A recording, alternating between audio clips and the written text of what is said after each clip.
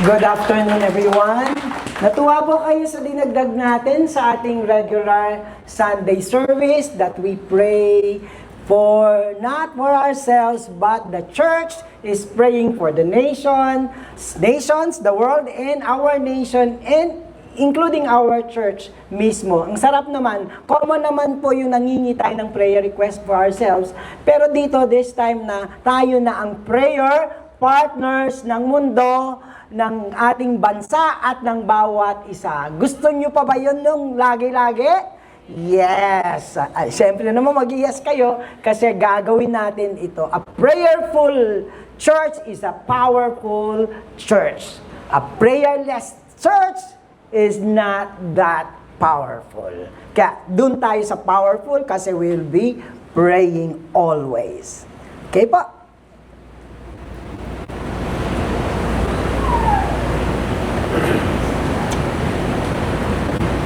Ang isa daw sa pinakamahirap, mataming difficulties ay rivalry. Of all the troubles, of all the hardship, surely rivalry is the most challenging. Bakit kasi? Diba? Merong kalaging comparison. Parang talo pa si Alex Ayala. Kasi every time, meron kang kompetisyon kasi kailangan mong manguna sa karibal mo. Kailangan ikaw ang makapunto kasi ayaw mong matamaan ng iyong ego. At pag natamaan ng ego mo, meron ka pa ang rejection. Ang hirap-hirap nito. Pero may mas mahirap at masakit ang betrayal. Imagine mo ba tapos mong hinanap sa dalawang rival, pinili mo siya, ang ending, manloloko, taksil. Betrayal is deeply personal and really painful. It completely, anong pinakamasakit at mahirap sa betrayal, yung sayang na commitment. Yung sayang na relationship na sinira without warning, reverting ang sayang kwento into history na masakit pang balikan. Masakit na ikaw ay pinagtataksilan. But let me ask you, what if si God ang nakaranas ng betrayal? Si God ang biglang inalisan kasi may karibal siya sa ating buhay at ang boto mo pumunta sa karibal. Ano kaya kapag ang Diyos ang ating napagtaksilan sapagkat nakalimutan natin ang ating commitment, ang ating covenant, at ang ating relasyon sa Kanya.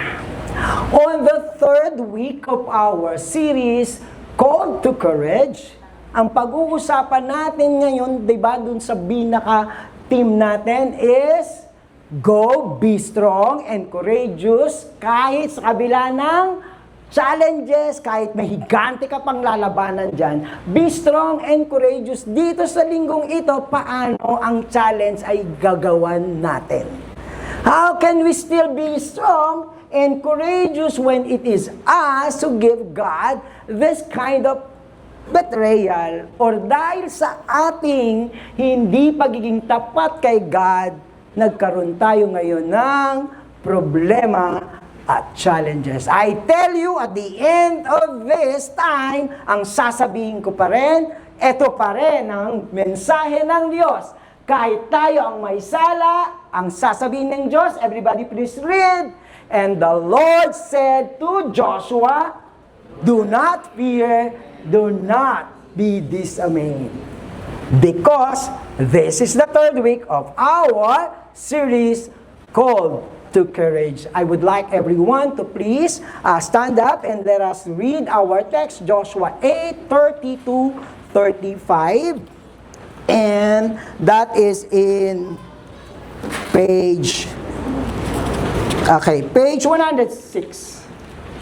Page 106, first column, nasa bandang gitna. Are you with me in the page? Say amen if you are. Amen. Mukhang konti pa ang in the page 106. Are you in the page? Okay, let us read. 1, 2, 3, go.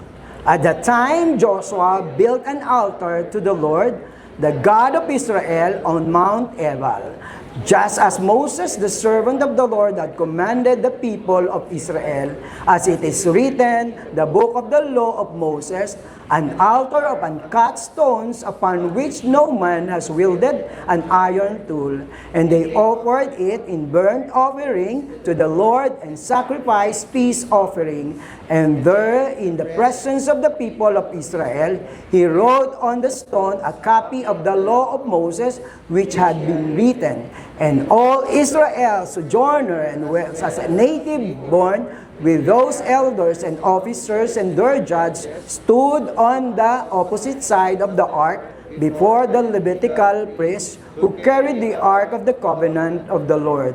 Half of them in front of Mount Gerizim, and half of them in front of Mount Ebal, just as Moses, the servant of the Lord, had commanded at the first to bless the people of Israel. And afterwards, he read all the words of the law, the blessing and the curse, according to what that is written in the book of the law.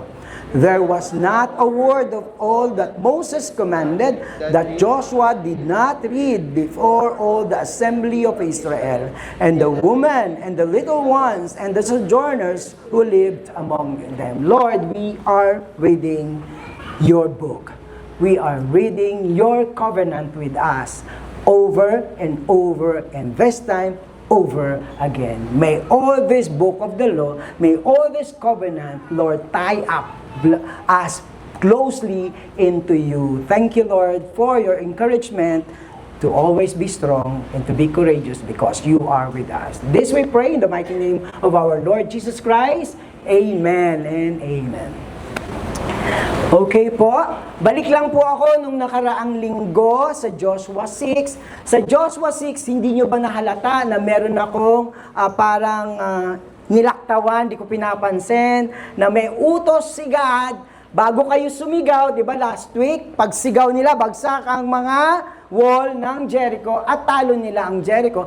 Pero mayroong specific na provision si God na kailangan niyang sabihin muna at kailangan nilang malaman at tuparin sa kanilang pagsigaw. What are this in Joshua 6? Anong sabi niya? And the city, Jericho, and all that is within shall be what? Devoted to the Lord. Ang sabi, ang Jericho ay akin. Pag tinitingnan po natin ang sabi ng devoted to the Lord, ang kanyang Hebrew word is sherem or herem, means a person, place, or things that irrevocably, ibig sabihin walang bawian, kanino? Set apart, dedicated, or given to God. Kaya yung Jericho, sabi ni God, akin yan. Para saan? Devoted for what? Di ba, inubos nila, bumagsak, lahat ubos. May mga dinededicate tayo kay God para wasakin. Sa palagay nyo, ano yung hinihingi sa atin ng Diyos para wakasakin? Kasi ito ay sinasubmit natin kay God. Kasi sa kita ng Diyos, hindi ito makakatulong sa atin. In our relationship with God, alam natin na merong sinasabi, i-dedicate mo na yan sa akin. Ibigay mo na yan sa akin. Let go. That is also dedication. Binibigay natin kay God. Kasi mayroon pang warning. It's devoted for the total destruction or mawawala na siya in existence kasi mayroon siyang warning against kapag hindi mo binigay o kaya bigay bawi. Anong sabi niya? Verse 18. But you keep yourselves from the things devoted to destruction. Yung sinira na, huwag ka nang hawak dyan. Lest when you have devoted them, you take away the devoted things and make them the camp. You have devoted them, you take any of the devoted things yung binigay na, and make the camp of Israel a thing for destruction and bring trouble upon it. Winasak ang Jericho. That is for God. Binigay na. Pero pag kumuha ka ng winasak na doon, inuwi mo sa Israel, ano makukuha mo? Trouble. Anyone who had wickedly invaded the rights of the Lord exposed himself and his house into trouble. So ano ginawa ng mga Israelita? Nung sinabing sisigaw kayo at alam nyo na, ang akin ay akin, wasakin lahat, iplat nyo ang Jericho. What did the Joshua and the Jews did? 19, as soon as the people heard the sound of the trumpet, the people shouted a great shout, and the wall fell down flat, so that the people went up into the city every man straight before him, and they captured the city. Then they devoted all the city into what? Destruction. Binigay na. Sumunod sila, hindi. Sumunod sila, and so Jericho was won. Jericho was totally destroyed, and the land was what?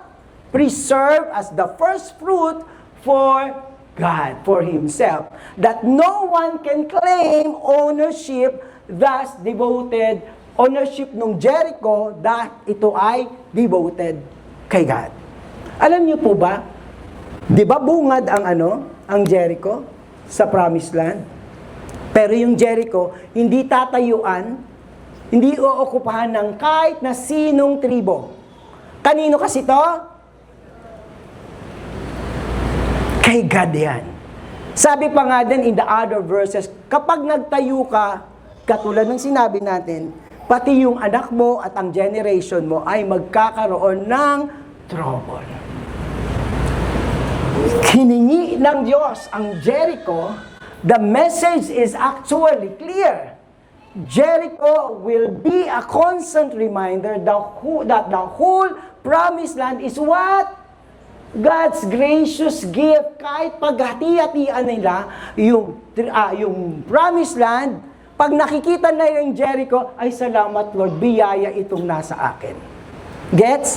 Nandito ako sa bandang, dito sa lugar ng mga Manase, ng mga iba't iba pa. Pero pag nakikita nila yung Jericho, regalo to ng Diyos. Everything is biyaya ng Diyos. Is a constant reminder. Bakit tayo may tithes and offering? Hindi dahil kailangan ng Diyos. Of course, kailangan niya sa gawain. Hindi dahil maramot ang Diyos. Lord, bakit may sayang naman yung isang Jericho? Isang city yun. Ang formidable pa, ang ganda ng pwestuhan. Pero bakit?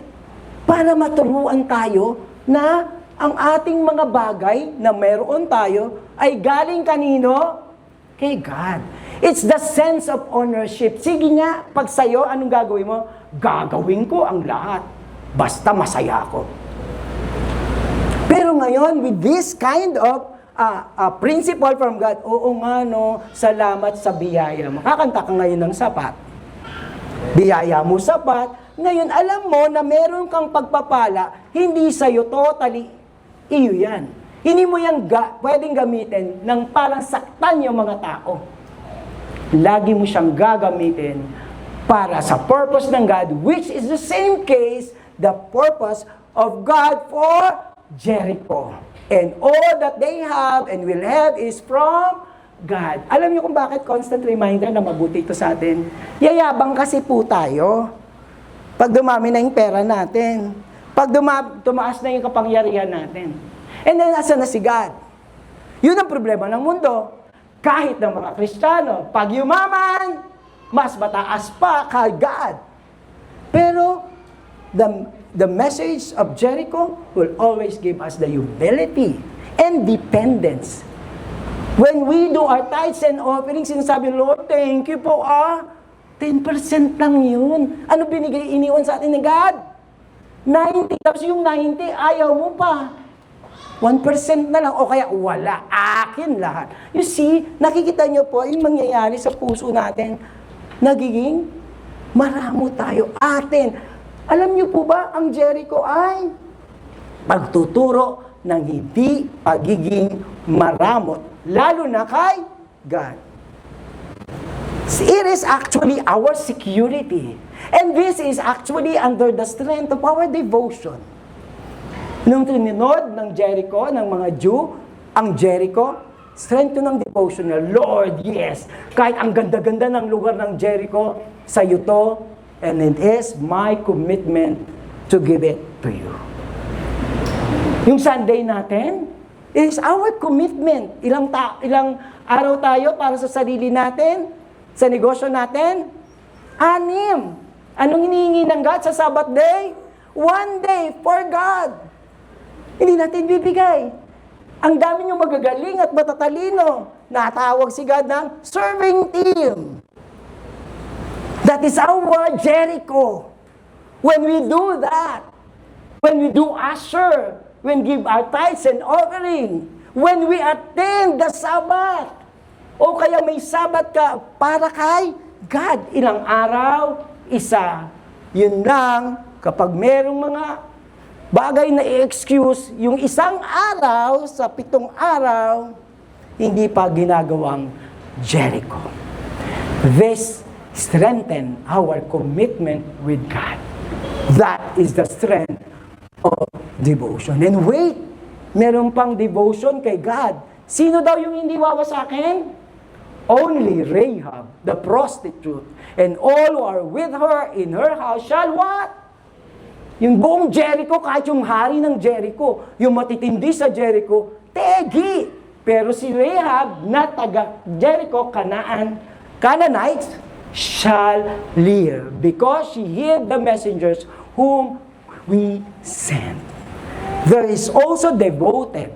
Number 2, kanina for destruction, devoted for consecration that is only for God. Sa'yo ni Rahab, no? Imagine nyo si Rahab dahil nanampalataya siya sa Diyos na nakilala niya sa balita lang. Hindi na ako kakampi sa Jericho. Dito na ako. At itataya ko ang buhay ko, pati ang aking pamilya. And she was blessed. Sabi ko nung nakaraang linggo, sino ang lola ni Kristo? Rahab. Sabi ni Lord, akin si Rahab kasi kakasangkapanin ko siya para sa aking purpose. Lola siya ni David at lola siya ni Jesus Christ. Wow! At alam niyo po, sa pag-honor ni God kay Rahab, nandoon siya sa talaan ng Hall of Fame sa faith. This is the kind of honoring. Kaya ang sabi niya, huwag niyong patayin siya kasi may mabuting plano ako sa kanya. I will use her for my glory and honor. The same way God used Jericho for His honor and glory, yung first fruit. The same way that the Lord is using our tithes and offering, our serving the Lord. Hindi mo alam yung pag-serve mo, yung ngiti mo sa ushering, natuwa siya, bumalik siya. Bumalik siya kasi may masaya doon. Yung tao na binigyan mo ng ngiti at binigyan mo, nagpa-connect ka, kinonek siya, may problemang malaki na ayos nila because God can use us for honor and His glory. Tsaka doon din, sa verse 19, but all silver and gold and every vessel of bronze and iron are holy. Wow! Grabe, si ano pala, set apart, si Rahab. Holy siya, pero siya ay isang prostitute. How can you beat that? A prostitute became holy because he was separated, set apart for God. The same goes with all the silvers and bronze. Kasi bakit? Magiging ando din sa they shall go into the treasury of the Lord. Alam nyo, saan sila gagamitin? Lalagay sila sa templo ng Diyos. Materyales sila sa templo ng Diyos. Sa simbahan ng Diyos. Devoted for God's purpose. and glory. Alam nyo, meron pang isang mga bagay o tao na devoted and set apart for the Lord. And big time tong taong to. Sa 1 Peter. Dati, yung mga taong ito, they are not, once you are not a people, but now you are God's people. Once you have not received mercy, but now you have received mercy. Sino kaya to? Dating hindi, bayan ng Diyos, naging bayan ng Diyos. Dating parang si Rahab, pwede nang patayin, pero naawa ang Diyos. Parang ganun. Sino to? Punta tayo sa Hebrews 10 verse 10. And by that will we have been sanctified through the offering of the body of Jesus Christ once and for all. Sino pinag-uusapan natin na separated, set apart from God? Sino? Ikaw at ako. Nang mamatay si Kristo sa krus, naging sanctified ka. Set apart ka kay God. Dati hindi ka anak ng Diyos. Dati hindi ka kababilang sa bayan ng Diyos. Purihin ng Diyos. Sumigaw ng Amen ang mga bayan ng Diyos. Amen. You are set apart. Hindi lang si Rahab. Hindi lang yung mga bronze and silver. Mas mahigit ka sa bronze and silver, but you are a chosen race, a royal priesthood, a holy nation, a people for His own possession, that you may proclaim what? The excellencies of Him who called you out of what? Darkness into His marvelous light. You are set apart for God. Set apart for the glory of God. Inuna niya munang iligtas ka, isanctify ka. Sumunod, meron na siyang purpose sa'yo to be part of His glory and honor. Kaso lang, paano kung pumalpak tayo? May failure ng devotion. Let's move now to Joshua 7. Yung next ng 6, 7. 6, 7. Joshua 7. Tingnan nyo po. May command, may kasunduan, may para sa Diyos. Anong ginawa? And Achan answered Joshua, "Truly I have sinned against the Lord God of Israel. And this what I did. When I saw among the spoil a beautiful clock from Zinar and 200 shekels of silver and a bar of gold weighing 50 shekels, then I what? Coveted and took them. And see, they are hidden in the earth inside my tent with the silver underneath. They have taken some of the devoted things, and they have stolen and lied and put them among their own belongings." Nagkubet. Yung kay God, teka lang. Kuminang. At ngayon, nakalimutan ang usapan kay God.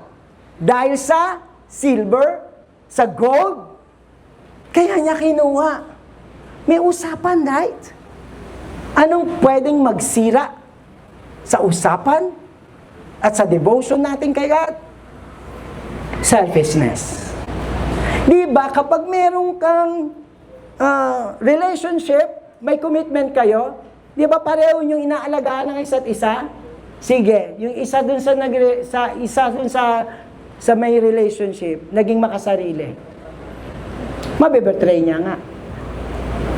Masasaktan niya nga. So that's the case, yung betrayal.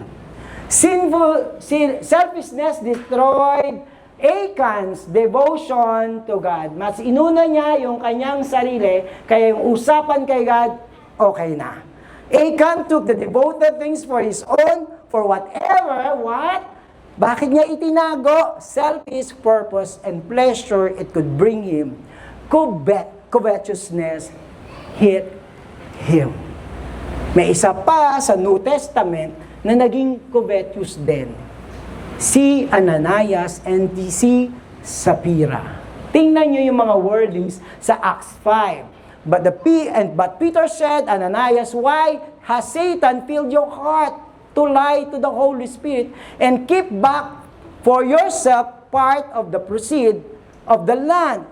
While it remain unsold, it remains on your own. And after it was sold, was not it? Hindi na yon at your disposal. Pag pinagkaloob natin kay God, kanino na yon?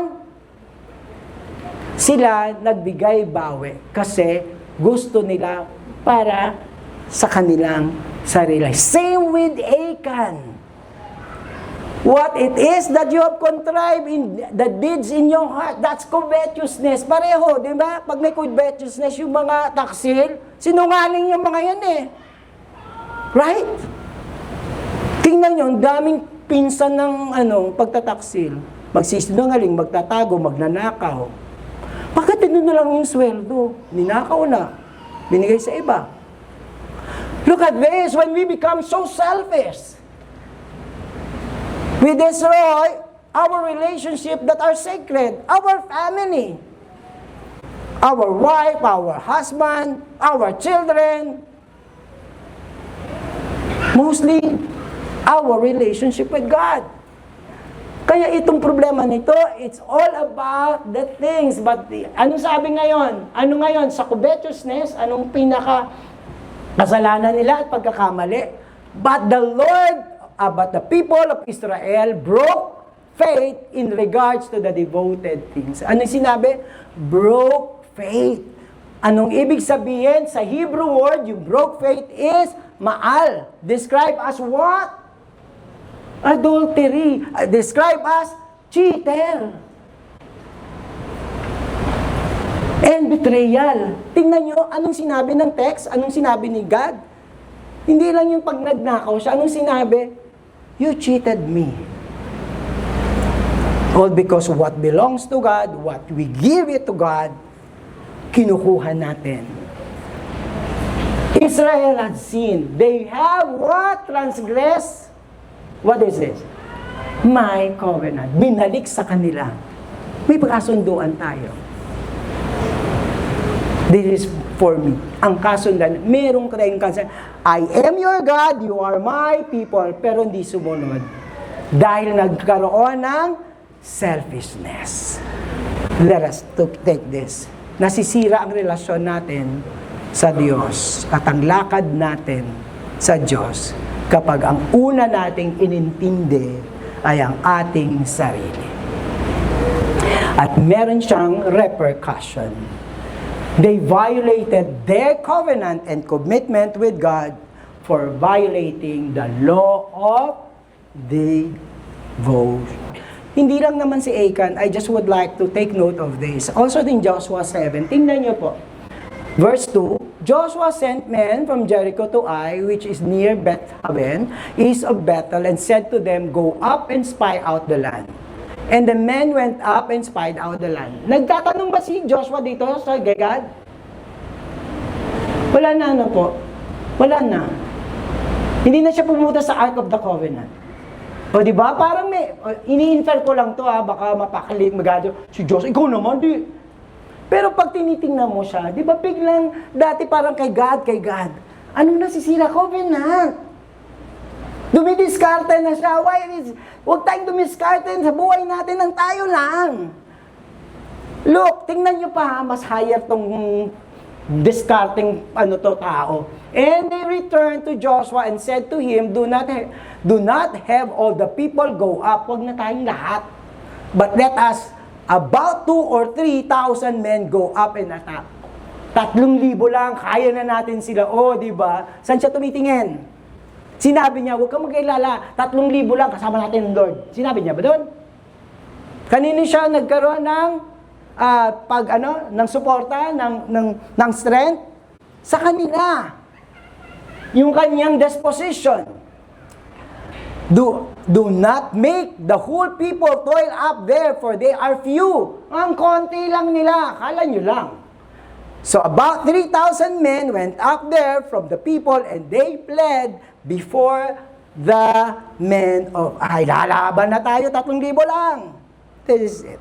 The sense of judgment and disposition show pride and confidence. There were no mention of prayer and consultation and command and guidance of God. Sino lang dumiskarte? Sila lang. At dahil dito, they fail. The failure of devotion brought what? Defeat and death. Second conquering the land pa lang, bumagsak na sila. Kasi nga, hindi na sila naging faithful kay God. And the men of Ai killed about 36 of their men and chased them before the gate as far as the Sebarim and struck them at the desert. Natalo sila. Israel crossed God. Ano ba? Tinabla si God, and they could not cross against their enemies. God will always be our partner. This is our commitment because God is fully committed to be with us.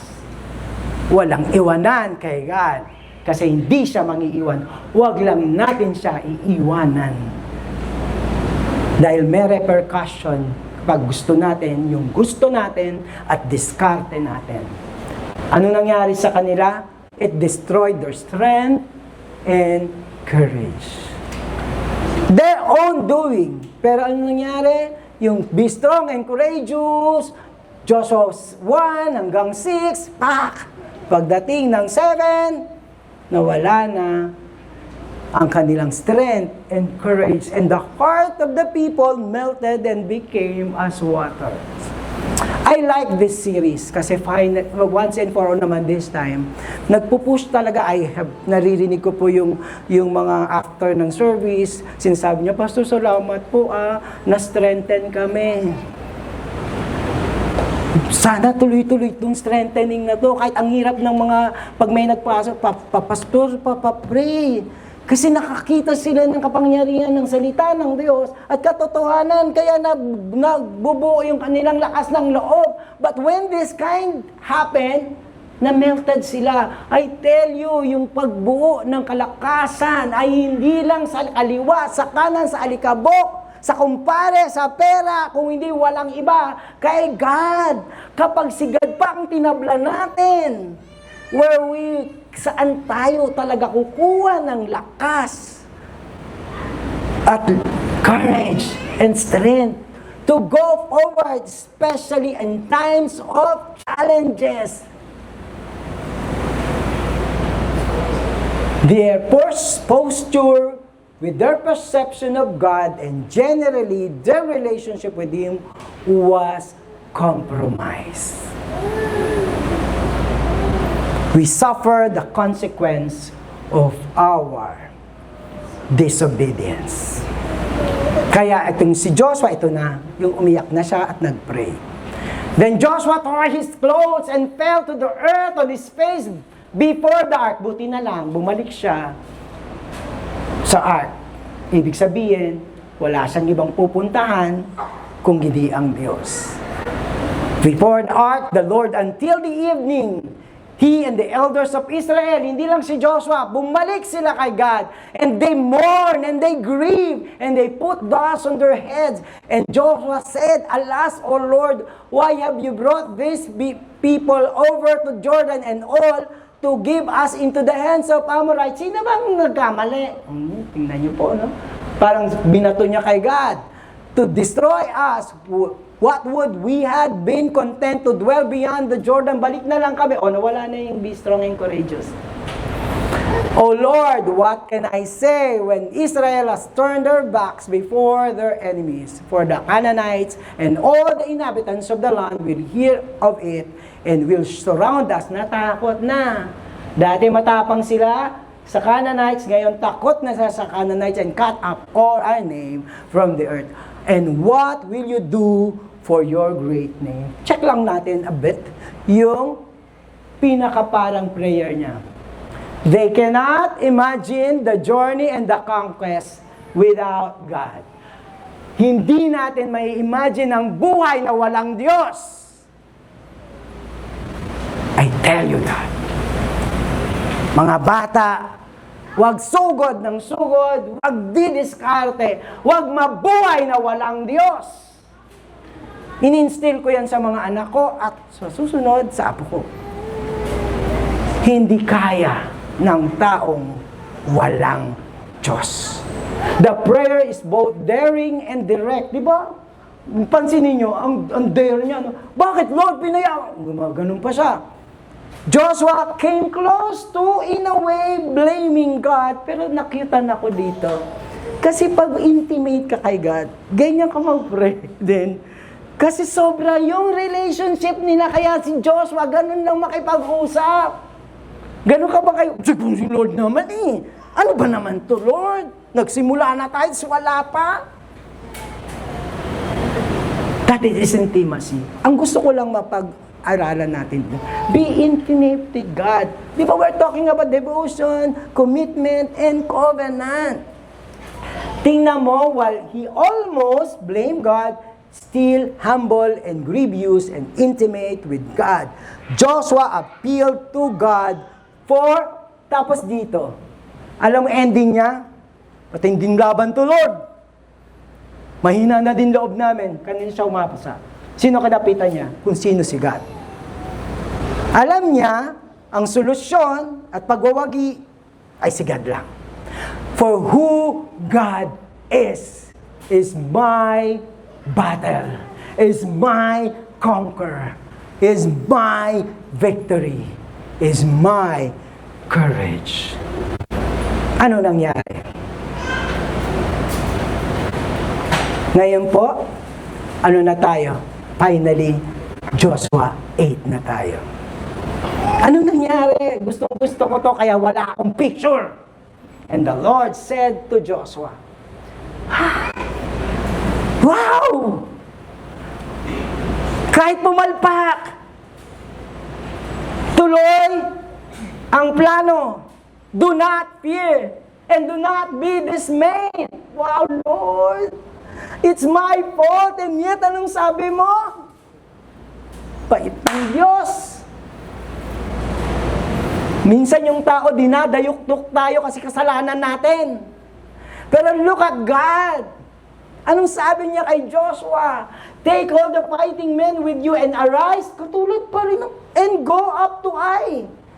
So I have given into your hands the king of Ai and his people, and his city, and his land, and you shall do to Ai as king as you did to what? Jericho and its king. Tuloy ang plano sa kabila ng kapalpakan, ng disobedience, o ng ating pagkakamali. Sino na dito nagkamali? Pero nakatayo pa rin tayo. Hawak pa rin tayo ng Diyos, the same God. Saan ka hanap ng iniwanan mo? Ininakawan ni Achan. Pero nung sabi niya, do not fear. Alam niyo po, pumunta kayo sa Joshua 1, same. Nung sa Joshua 1 namatay si Moses, dito, may kasalanan sila. Pero nagbabago ba ang Diyos? Kasi ang Diyos ang kanyang devotion sa atin, devotion natin ay staunch. Sige na, ano tayo, mag-vocabulary tayo, class? What is staunch is an adjective meaning very what? Very what? Faithful or firm in his support for a person, belief or cause. Hanggang mamatay, hindi umaayaw. Showing steady and unswerving loyalty and strong character, remaining a stout friend through difficult times. This is our God. Steadfast. hindi nang iiwan sa kabila ng lahat. So may amen ang hindi iniwan ng Diyos. At kung ngayon man meron tayong mga troubles, let's go. Tuloy pa rin. Kasi ang God, even if pinagay natin tayo ang may dahilan sa challenges natin, sa struggle natin, hindi ka idadayok-dok ng Diyos. May matutununan ka. Ang pinaka-importante, katulad ni Joshua, bumalik siya sa Panginoon. Joshua 8:21, and when Joshua and all the Israelites saw the ambush, ito na po, i-skip ko na lang po, nanalo po din po sila sa Ai, tapos ang gusto ko lang tingnan natin ngayon ay ito. Okay. 30. At that time, Joshua built what? An altar to the Lord. Ano ibig sabihin ng altar? Ito ay relationship, commitment to God. The God of Israel on Mount Ebal, just as Moses, the servant of the Lord, that commanded the people, as it is written, the book of the law of Moses. And they what? Offered on burnt offerings to the Lord and sanctified peace offering. Nagbalik sila kay God, nag-reconcile sila kay God, walang hinahanap si God, na ito muna, gawin mo. Wala. The burnt offering symbolizes Israel total, again, consecration. Diba? Ano bang kanta ng maganda reconciliation? Tayo na ulit. Ay, walang kanta na gano'n, balang tayo. The fellowship and the peace offering celebrated their recommitment with God. This is one most important thing with God and ourselves. Worship Team. Worship Team, please. Ang ending pa rin po natin, despite and in spite of whatever it is that we have missed to obey God with, that we have missed to put our trust in God with, zero balance tayo lahat, plain and square, back to the Ark of the Covenant with God.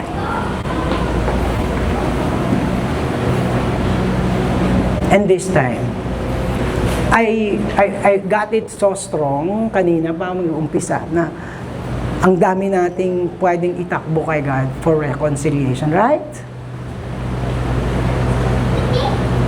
Excite nga ako kasi sabi ko, this time yung challenges kami may kagagawan.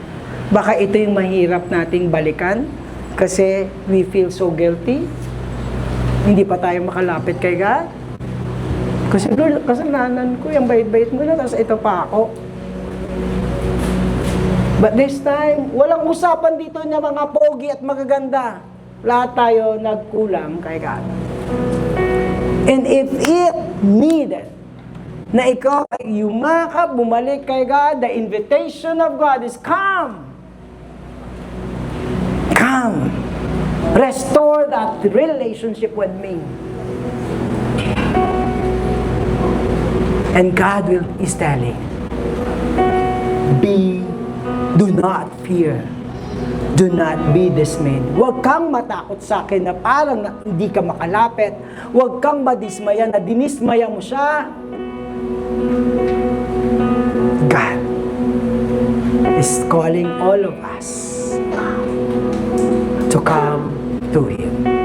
Bow your heads.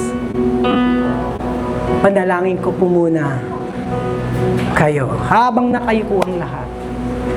Makipag-usap kayo ng pakikipagtipang muli sa ating Panginoon. God, thank you. Salamat. Salamat sa muli mong pagtawag sa amin. Salamat ang lakas-lakas ng tinig mo. Tagos sa aming puso.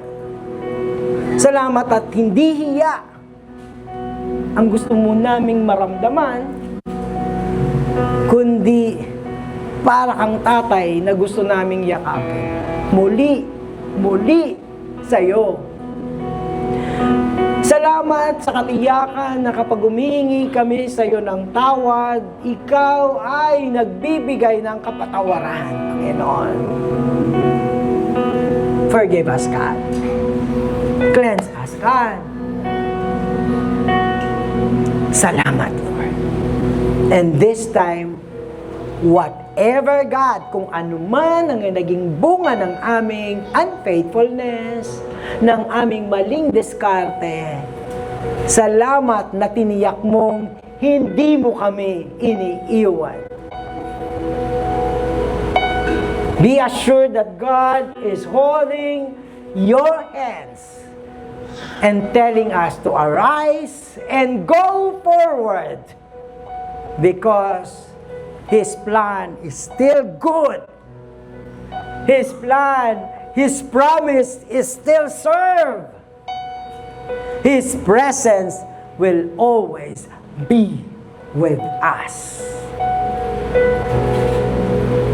Stay in the presence of God.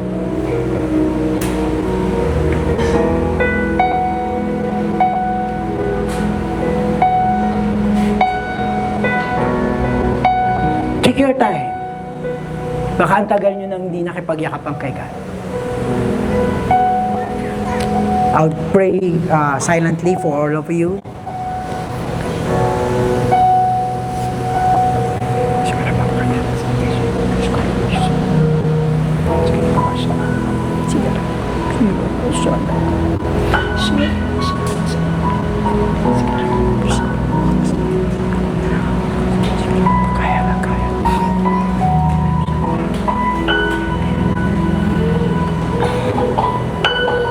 Lord, salamat.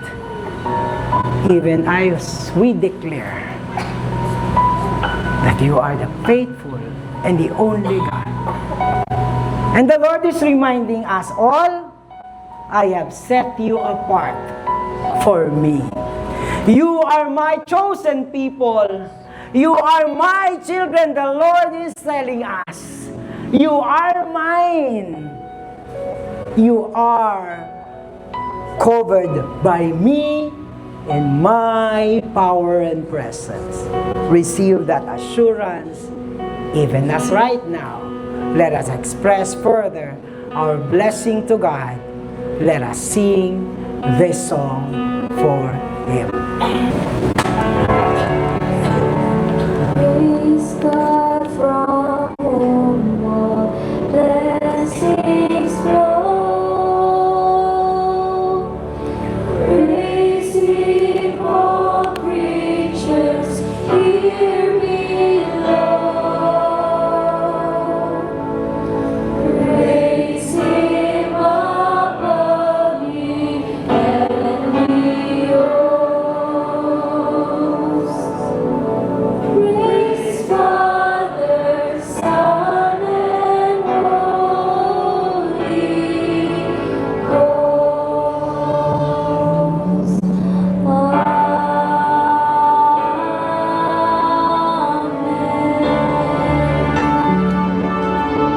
Amen, Lord. Ang lahat ng papuri at pagsamba ay sa iyo lamang. Maraming pong salamat. Ito po ang aming samadalangin sa pangalan ni Jesus. Amen. Magandang gabi po sa inyong lahat. God bless us all. I'll see you sa last nating offering ng episode natin ng Call to Courage.